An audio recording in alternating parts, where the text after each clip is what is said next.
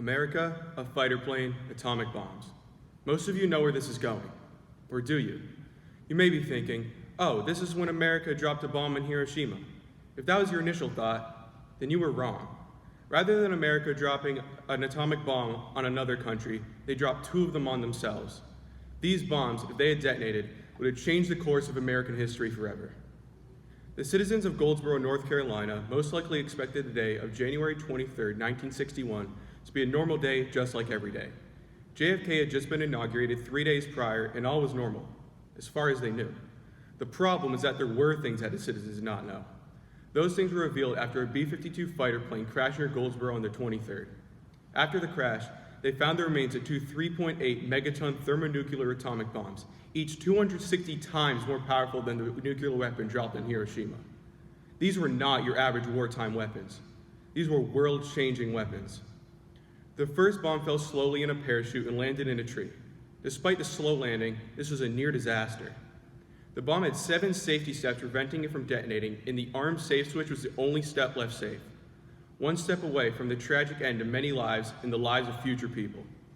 Thankfully, the second bomb also did not go off. However, this bomb not exploding was much more miraculous than the first one. During its descent towards Earth, it had reached speeds close to the speed of sound.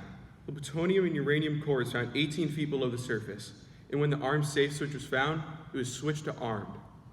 This bomb was even closer to exploding than the first one, and scientists and historians are not able to comprehend how it did not. Let me paint you an image for how destructive these bombs would have been.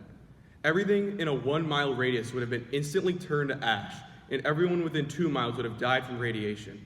The pressure wave would have collapsed most ordinary buildings 7 miles from the blast site, which is the same as every building between St. Thomas and the Fox Run Mall being completely destroyed. The thermal radiation would also be hot enough to start fires and cause third-degree burns 15 miles from the blast site, which is the distance between St. Thomas and Hampton. And remember, this happened in rural North Carolina. If this tragedy had happened in New York City, then there would be an estimated death toll of 3.8 million. The near tragedy in Goldsboro will forever be known as one of the biggest what-ifs in world history. What if the bombs exploded?